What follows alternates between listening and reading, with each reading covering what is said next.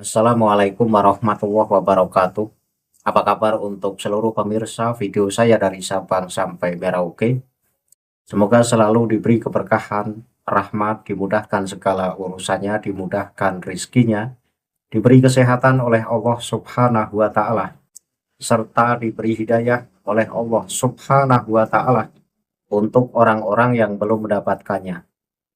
Dalam video kali ini saya akan mengomentari ceramah Ketua Robitoh Alawiyah, yaitu Bapak Taufik Assegaf, di mana ceramah Taufik Assegaf ini terjadi pada saat haul salah satu Habib, yaitu Habib Abdul Qadir bin Alwi Assegaf. Ada hal yang menarik yang disampaikan oleh Bapak Taufik Assegaf terkait menyamakan keramat-keramat dari moyang-moyangnya. Ini disamakan dengan keramat-keramat yang terdokumentasi baik dalam Al-Quran maupun yang terdokumentasi dalam hadis.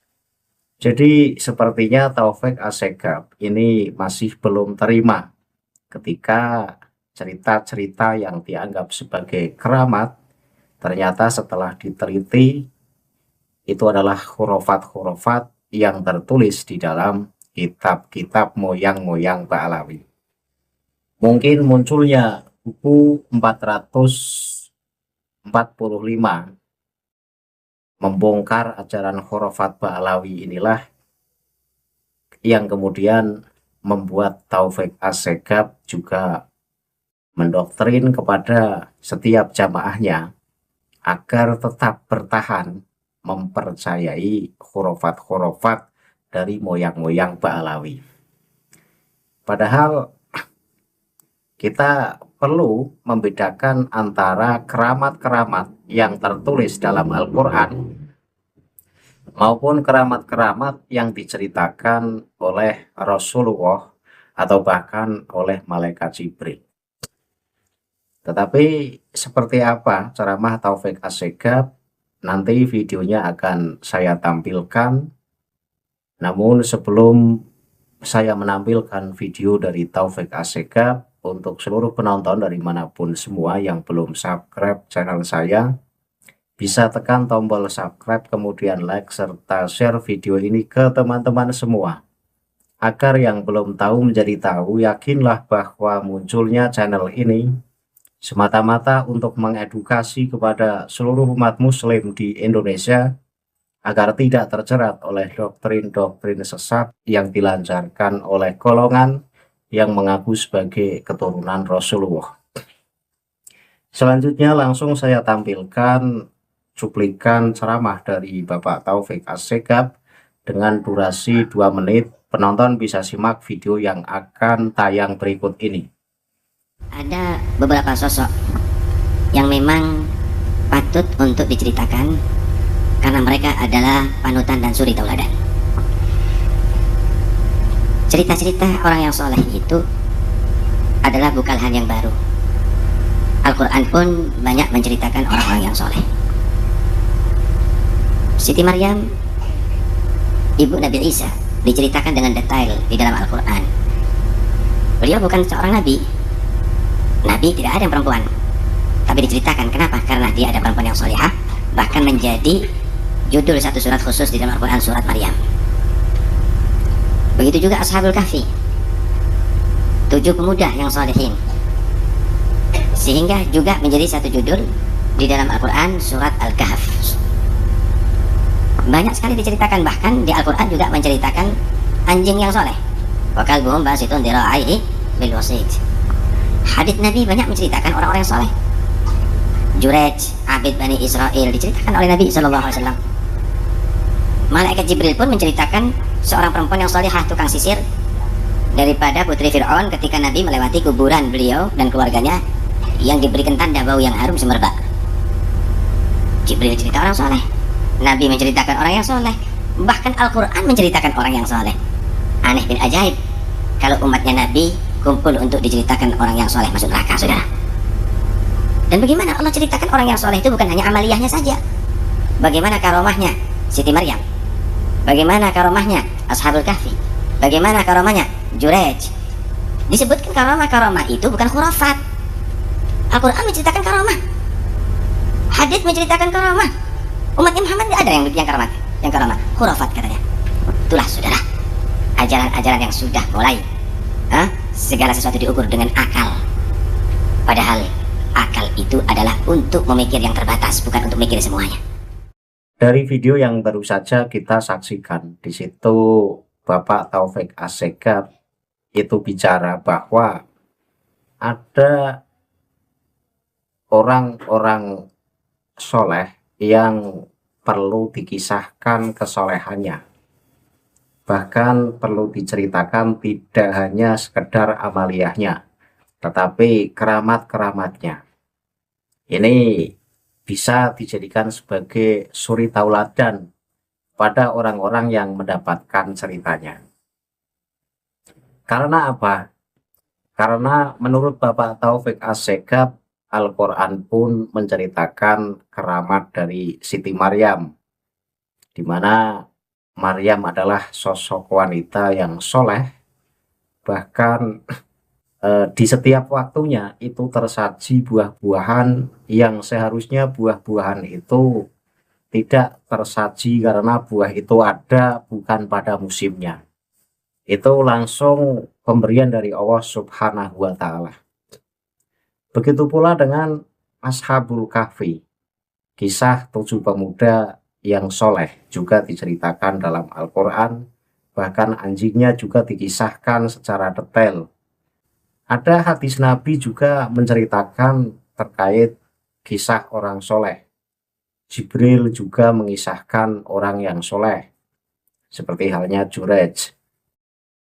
Nah, kemudian Taufik Assegaf ini melanjutkan ceramahnya, maka sangat aneh ketika keramat-keramat itu kemudian dianggap sebagai khurafat. Jadi orang-orang sekarang itu hanya menjangkau sesuatu dengan akal. Ketika akal tidak mampu, maka akan menganggap bahwa itu adalah khurafat. Nah, kesimpulan dari apa yang disampaikan oleh Taufik Assegaf adalah bahwa Taufik Assegaf ini bersikukuh agar cerita-cerita keramat yang sering digembar-gemborkan oleh para penceramah-penceramah Ba'alawi, kemudian cerita-cerita keramat yang terdokumentasi dalam kitab-kitab Ba'alawi ini masih eksis dipercaya oleh warga Nahdliyin. Tetapi kayaknya Taufik Assegaf ini tidak teliti. Kenapa saya katakan tidak teliti? Apapun yang tertulis dalam Al-Quran, baik itu kisah tentang para rasul, kisah tentang orang-orang yang soleh, dan kisah apapun ketika itu termaktub dalam Al-Quran, ya kita tidak perlu meragukan lagi, karena memang sudah pasti benar. Kita perlu menilik satu ayat permulaan surat Al-Baqarah, Alif Lam Mim, kemudian dzalikal kitabul la raiba fih, bahwa apa yang ada dalam Al-Quran itu sudah pasti kebenarannya. Jadi ketika Al-Quran kemudian mengisahkan tentang kesolehan Maryam, kemudian keramat-keramat Maryam, kemudian Al-Quran juga mengisahkan kesalehan dari 7 pemuda dan juga anjingnya, yaitu Ashabul Kahfi. Ini kita tidak perlu pikir lagi, karena memang yang meriwayatkan Al-Quran. Begitu pula kisah keramat yang dikisahkan oleh hadis Rasulullah atau Jibril yang mengisahkan keramat itu. Kita pun tidak perlu meragukan. Kenapa? Karena Al-Quran adalah firman Allah, sudah barang tentu isinya kebenaran. Kemudian hadis, ketika yang mengisahkan hadis, maka hadis pun sudah barang tentu pasti benar. Karena apa? Karena Rasulullah memiliki sifat siddiq, amanah tabligh fatona. Jadi sudah pasti yang disampaikan Rasulullah itu benar. Atau yang disampaikan oleh Jibril pun sudah pasti benar karena Jibril punya tugas menyampaikan wahyu. Nah, ketika keramat-keramat yang tertulis dalam kitab-kitab karya manusia, maka tidak ada salahnya ketika kita butuh verifikasi. Kita butuh meneliti apakah yang tertulis dalam kitab-kitab, khususnya kitab Manaqib Ba'alawi, ini benar-benar keramat atau cerita bohong-bohongan. Jadi harus siap dikoreksi. Karena apa? Ya karena sadar bahwa yang menulis adalah manusia. Nah, seringkali buku-buku Manaqib dari Ba'alawi itu yang nulis anaknya. Seperti halnya kitab Qurratun Nadhir, itu kan yang nulis anaknya. Sudah barang tentu seorang anak akan mengunggul-unggulkan sosok ayahnya untuk bersikap netral kepada ayahnya. Ini ya sangat sulit, sehingga ya ceritanya dilebih-lebihkan.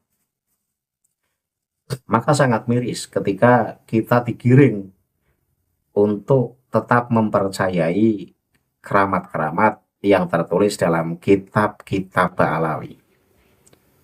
Ketika Taufik menyamakan keramat-keramat yang tertulis dalam kitab-kitab moyang mereka, Ba'alawi, kemudian disamakan dengan keramat yang tertulis dalam Al-Quran, ya jauh beda. Jauh beda. Kenapa? Al-Quran firman Allah, kemudian hadis adalah sabda Rasulullah. Sudah barang tentu benar. Nah, beda dengan kitab yang ditulis oleh manusia. Terlebih yang nulis adalah golongannya atau keturunannya.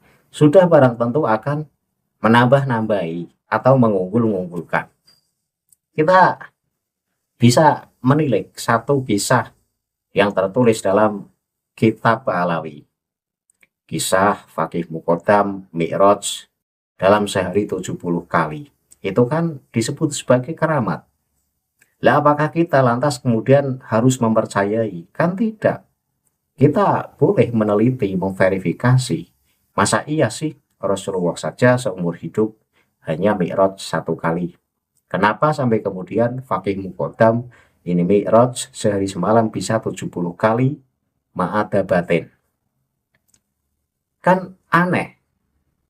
Bahkan ketika Mbah Hasyim Asy'ari mengatakan barang siapa yang mengaku bisa Mi'raj seperti halnya Mi'rajnya Rasulullah pun itu dihukumi kafir.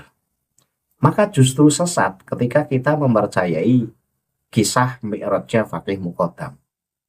Begitu pula ketika kita mempercayai kisah Mi'rajnya Habib Abdullah Al-Haddad, yang mana Habib Abdullah Al-Haddad ini mengatakan bahwa saya dadanya dibelah seperti halnya dibelah dadanya Rasulullah. Dan saya melakukan Mi'raj seperti halnya Mi'rajnya Rasulullah. Ini kalau kita mempercayai, ini justru kita yang sesat. Karena apa? Karena lagi-lagi setiap orang yang ngaku Mi'raj seperti halnya Mi'rajnya Rasulullah, ulama sepakat dihukumi kafir. Kemudian ada juga cerita dalam kitab Tadhkirunas, di mana ada salah satu Habib yang katanya ketika bingung membedakan hadis ini sahih atau dhaif, maka Habib tersebut langsung tanya ke Rasulullah, sehingga tahu status hadis itu. Kalau kita mempercayai, ya kita akan sesat. Tentu sekelas Imam Bukhari, sekelas Imam Muslim, sekelas Abu Dawud, dan ulama-ulama hadis lain, ini akan sangat kalah level. Tentu jika memang Habib tersebut benar-benar mampu demikian, ketika bingung membedakan mana hadis sahih dan mana hadis dhaif, nggak ada perdebatan hadis sampai saat ini. Artinya seluruh hadis ini sudah pasti diketahui statusnya. Karena dulu ada seorang Habib yang bisa menanyakan langsung ke Rasulullah. Kemudian apakah kita harus mempercayai seorang Habib yang kemudian dikasih hadis yang diantaranya adalah hadis kopi? Barang siapa yang di dalam mulutnya masih ada aroma kopi, maka dosanya diampuni oleh Allah. Kalau kita mempercayai, ya kita sesat. Kita sesat. Maka sangat salah ketika Taufik Assegaf kemudian menyamakan keramat-keramat yang tertulis dalam kitab-kitab moyang Taufik Assegaf dan umumnya moyang-moyang Pahlawi kok disamakan dengan keramat-keramat yang tertulis dalam Al-Quran atau yang disampaikan oleh Rasulullah. Karena baik yang disampaikan Al-Quran maupun yang disampaikan Rasulullah sudah pasti benar. Atau kemudian kita harus mempercayai kisah Imam Rifai yang kemudian mencium tangan Rasulullah yang keluar dari dalam kuburnya dan disaksikan oleh 90.000 orang. Kalau kita serta-merta mempercayai, maka kita akan sesat malah. Itu justru merendahkan Rasulullah. Rasulullah sudah wafat, tangannya keluar dari dalam kubur dan dicium oleh Imam Rifai dan disaksikan oleh 90.000 orang. Itu justru merendahkan Rasulullah. Maka sangat wajar ketika cerita-cerita khurafat ini kemudian kita verifikasi apakah itu khurafat atau itu memang keramat. Kemudian kisah lagi dalam kitab Pahlawi ada ketika Allah mau menurunkan bencana berupa azab ke muka bumi ini, maka Allah harus rembukan kepada wali kutub.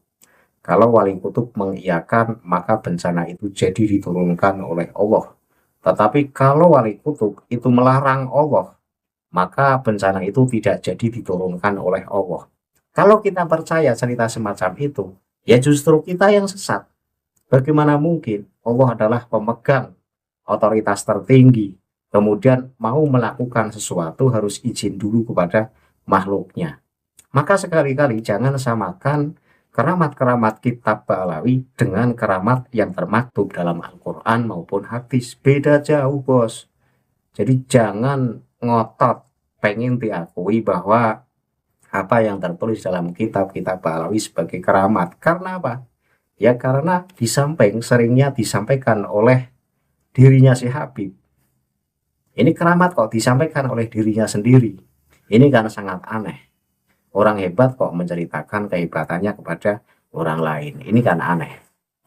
Banyak cerita-cerita yang memang masuk ke kategori khurafat.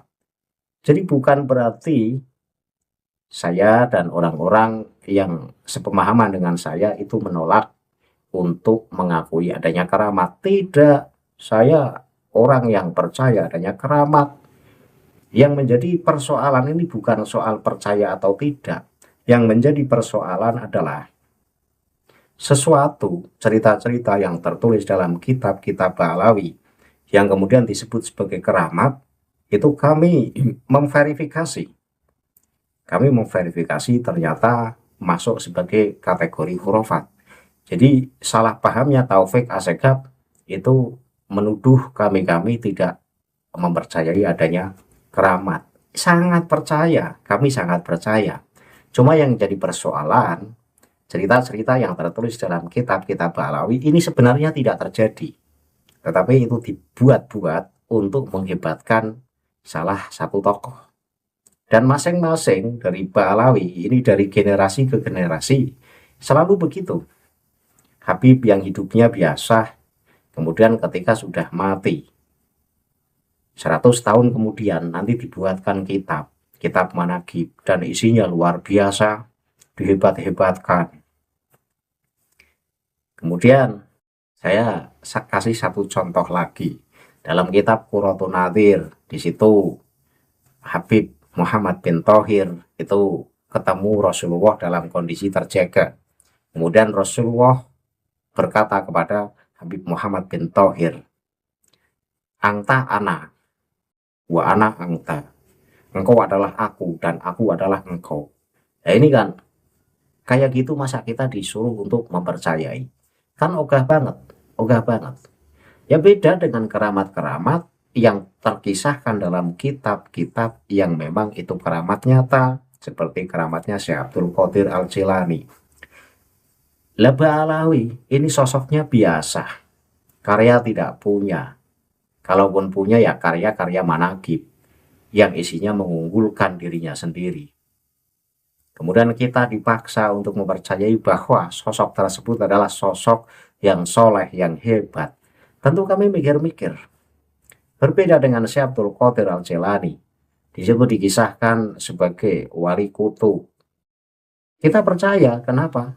Karya-karyanya banyak, dan banyak ulama yang memang mengakuinya.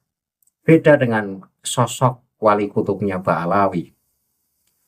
Sejarahnya tidak mencatat, kealimannya tidak tercatat, tetapi tiba-tiba di-branding sebagai wali kutub. Nah ini kan aneh.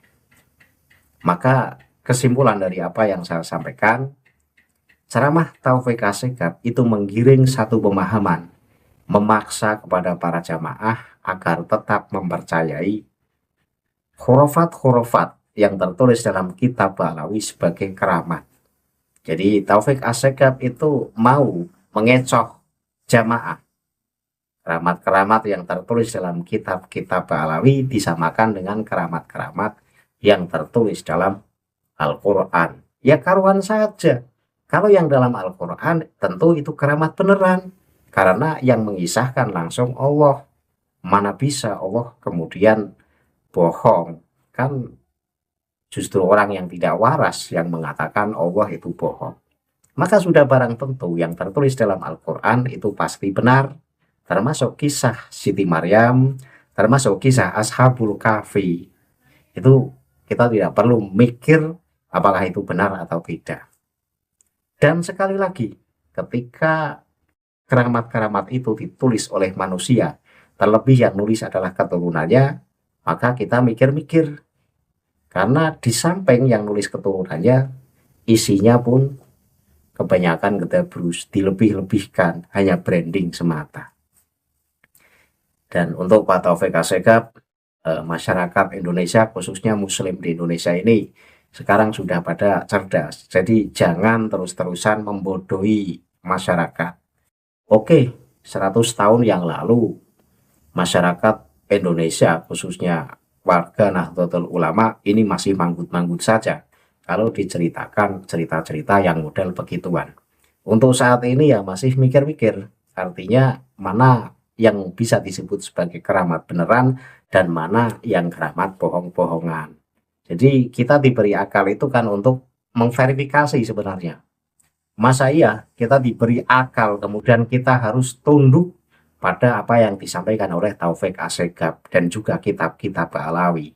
Ya nggak bisa. Maka saya sarankan untuk Taufik Asegaf pribadi ini mbok ya dikaji itu kitab-kitab moyang-moyang Anda. Kemudian diteliti lah, di situ banyak sekali dongeng-dongeng yang bertentangan dengan akidah Ahlussunnah wal Jamaah. Atau jangan-jangan Taufik Asegaf memang tidak begitu bisa membaca kitab sehingga ogah membaca karena memang tidak begitu bisa. Karena jika Taufik Asegaf mau membaca kitab-kitab moyangnya sendiri, rasanya juga akan menemukan banyak kejanggalan. Jadi itu saja yang bisa saya sampaikan. Kesimpulannya bahwa Taufik Asegaf tetap ngotot, pengen diakui sebagai cucu Nabi, dan tetap pengen diakui bahwa keramat-keramat yang tertulis dalam kitab-kitab moyang mereka sebagai keramat, sebagaimana keramat yang tertulis dalam Al-Quran, padahal beda jauh. Akhirul kalam, billahi taufiq wal hidayah, wassalamualaikum warahmatullahi wabarakatuh. Salam waras untuk seluruh muslim di Indonesia.